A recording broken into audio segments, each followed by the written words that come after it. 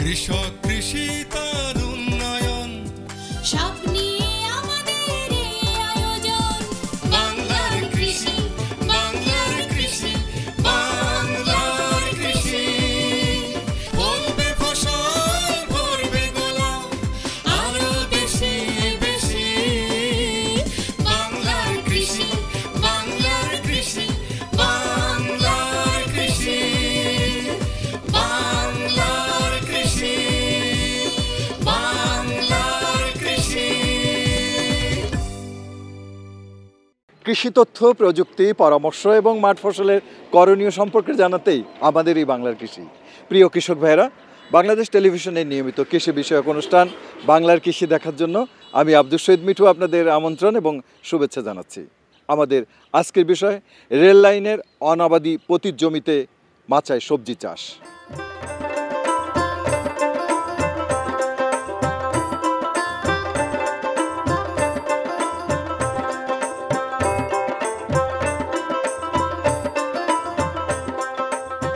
মাননীয় প্রধানমন্ত্রীর নির্দেশনা 1 ইঞ্চি জমিও পতিত রাখা যাবে না। তারই আলোকে শুরু হয়েছে পতিত জমিতে সবজি চাষ। যেসব জমি থাকতো আগাছায় পরিপূর্ণ, সেখানে দেখা যাচ্ছে সবুজ সবজির সমারোহ। রেল লাইনের দুপাশের পতিত জমি এবং 2 লাইনের মাঝখানে পতিত জমিতেও হচ্ছে নানান ধরনের মন মাতানো সবজির আবাদ। সবজি উৎপাদনে বাংলাদেশের অবস্থান বিশ্বে তৃতীয়। আজকাল শাক সবজির উচ্চ ফলনশীল জাত উদ্ভাবিত হয়েছে, কিন্তু নানা কারণে আবাদি জমির পরিমাণ হ্রাস পাওয়ায় সবজি আবাদ করার জন্য জমি প্রতিযোগিতার সম্মুখীন হচ্ছে। আবার ভূমিহীন মানুষের জমি না থাকায় নিজেদের প্রয়োজনীয় সবজিটুকু উৎপাদন করতে পারছে না। সেক্ষেত্রে রেল লাইনের পতিত জমি সবজি চাষে একটি অনন্য উদ্যোগ। রেলের যাত্রীরাও জানলা দিয়ে উঁকি মেরে দেখে নিচ্ছে ফুল ফসলের মনোরম দৃশ্য। শাকসবজিতে অবস্থিত খনিজ লবণ ও ভিটামিন গ্রহণ করে মানুষ রোগ প্রতিরোধ ক্ষমতা অর্জন করে। যাদের জমি নেই, আবার সবজি কেনার সামর্থ্য নেই, তাদের জন্য রেল লাইনের পতিত জমি সবজি চাষ আশার আলো দেখাচ্ছে। অব্যবহৃত জমি এখন মানুষের পুষ্টি যোগাচ্ছে। নরসিংদী জেলাধীন রায়পুরা উপজেলার মাসুদনগর দক্ষিণ মির্জানগর গ্রামের রেল লাইনের পাশের পতিত জমিতে উপজেলা প্রশাসন ও কৃষি অফিসের সহায়তায় উদ্বুদ্ধকরণের মাধ্যমে জৈবিক উপায়ে মাচায় সবজি চাষ করা হচ্ছে।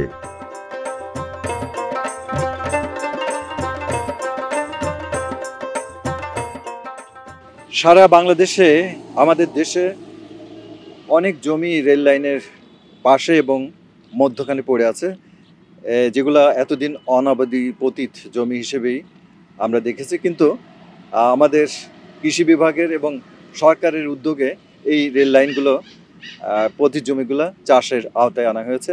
তারই ফলস্বরূপ আমরা দেখতে পাচ্ছি যে এখানে এই রেল লাইনের মাঝখানে বিভিন্ন সবজি চাষ করা হয়েছে মাচা করে। যেনারা এই চাষটি করছেন তাদের একজনের সাথে আমি কথা বলছি। কি নাম ভাই আপনার? আমার নাম মোহাম্মদ আলামিন। আলামিন ভাই, কেমন আছেন আপনি? আলহামদুলিল্লাহ, আল্লাহর রহমতে ভালো আছি। আচ্ছা, এমনি কৃষিকাজ তো আগে থেকেই করেন নাকি? জি, আমার বাপ দাদা 14 গোষ্ঠী কৃষি। আমি আলহামদুলিল্লাহ এখনো আপনার পড়াশোনা করে পেয়েছি ত্রিপুলিতে, কিন্তু আমার পেশা, আমার খুব ভালো লাগে কৃষি কাজ করতে আর কি। আমি কৃষির উপরে সবচেয়ে বেশি শ্রম দিই আর কি, সময় দিই। যারা আমাদের অন্যখানে কোনো জমি নাই, আলহামদুলিল্লাহ এটা থেকে আমরা মানে পারিবারিক যে চাহিদাটা আছে আমরা এটা মিটাতে পারতেছি স্যার। আলহামদুলিল্লাহ খুব ভালো আছি আমরা।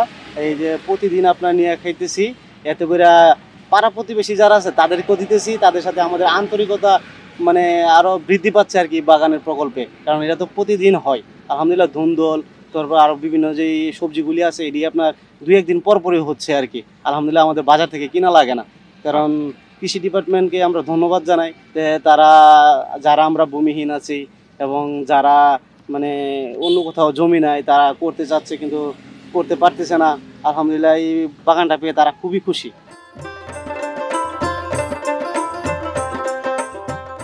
স্থানীয় গরিব কৃষক পরিবারের সদস্যদের প্রদর্শনী প্রদানের মাধ্যমে এ চাষের সুযোগ করে দিয়েছে উপজেলা কৃষি কর্মকর্তা।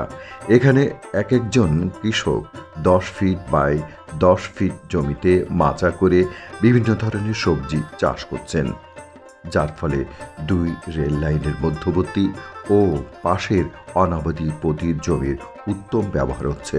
বর্তমানে এখানে কৃষক ও কৃষানীরা গ্রীষ্মকালীন বিভিন্ন সবজি যেমন ঝিঙে, লাউ, বরবটি, চাল কুমড়া, ধুন্দুল, সিম, মাচার নিচের ডাঁটা শাক, করলা, পুঁই শাক, বিভিন্ন শাক ও সবজি চাষ করছেন।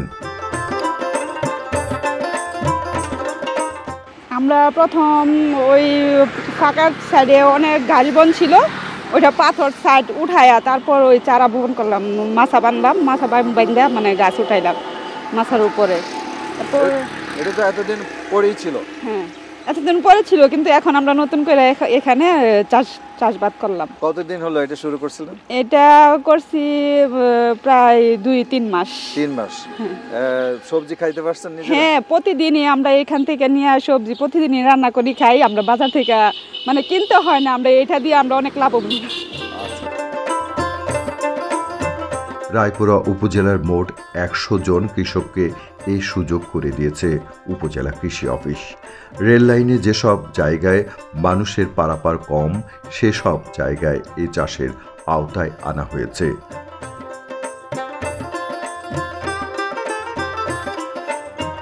রায়পুরা কৃষি অফিসার হারা উপজেলায় হারা বলছে আমরা করছি, ইনশাল্লাহ আমরা লাগা সুবিধা হয়েছে ইনশাল্লাহ। এর আগে তো আপনারা করেননি? না, আমরা আগে করিনি। রেল লাইনে বা পাশেই আপনাদের বাড়ি ছিল, কিন্তু আপনারা কোনো সময় চিন্তা করেন কোনো সময় হয় নাই। সরকার যে এই যে একটা উদ্যোগ নিয়েছে, এটা কেমন ভাবে আপনি কেমন? না, খুব সুবিধা হয়েছে আমরা লাগে। এখানে যে ফসলগুলো আপনার ফলান সেটা খেতে কেমন? ইনশাল্লাহ ভালো। সার শুধু দেই না, খালি জৈব সার দিছে স্যারেরা, ওই সারগুলো এখানে দিচ্ছেন। জি। রেললাইনের পাশে সবজি আবাদ করার ক্ষেত্রে জমি চাষ না করে যেসব সবজি মাদায় রোপণ করে মাচায় উঠিয়ে চাষ করা যায়, সেগুলি বেশি উপযোগী। খেয়াল রাখতে হয় যেন সবজি চাষ করতে গিয়ে রেল লাইন ক্ষতিগ্রস্ত না হয়।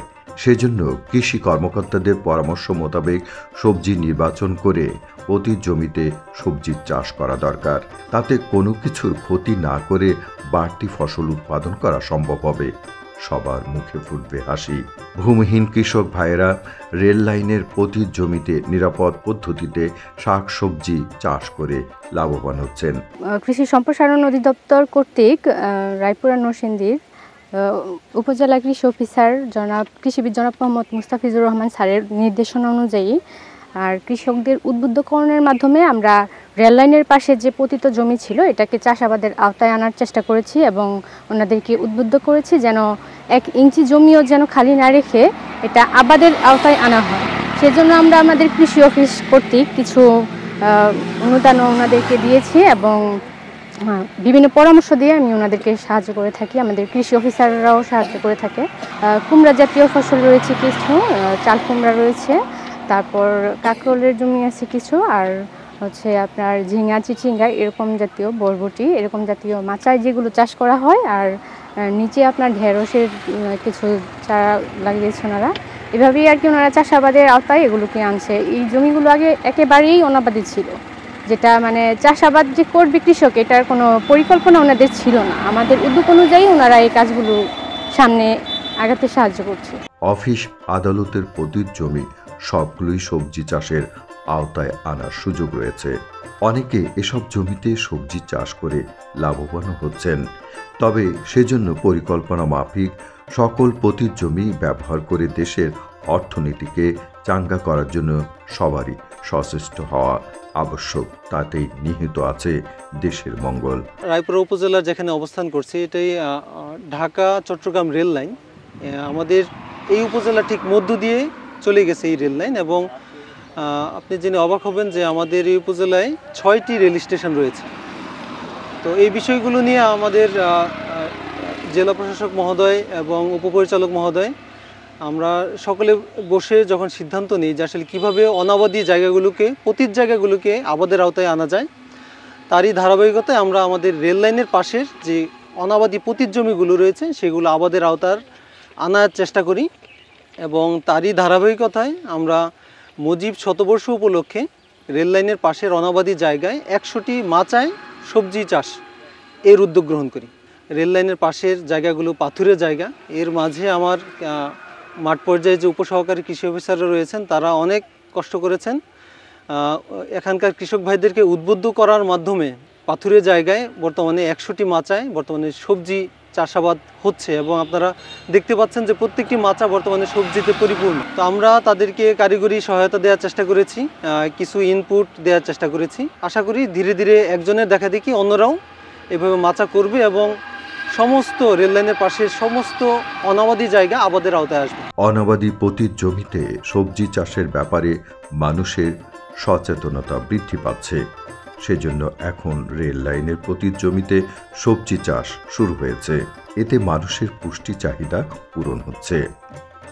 বাংলার কৃষি, বাংলার কৃষি, বাংলার কৃষি। অনুষ্ঠান সম্পর্কে আপনাদের যে কোনো মতামত আমাদেরকে লিখতে পারেন।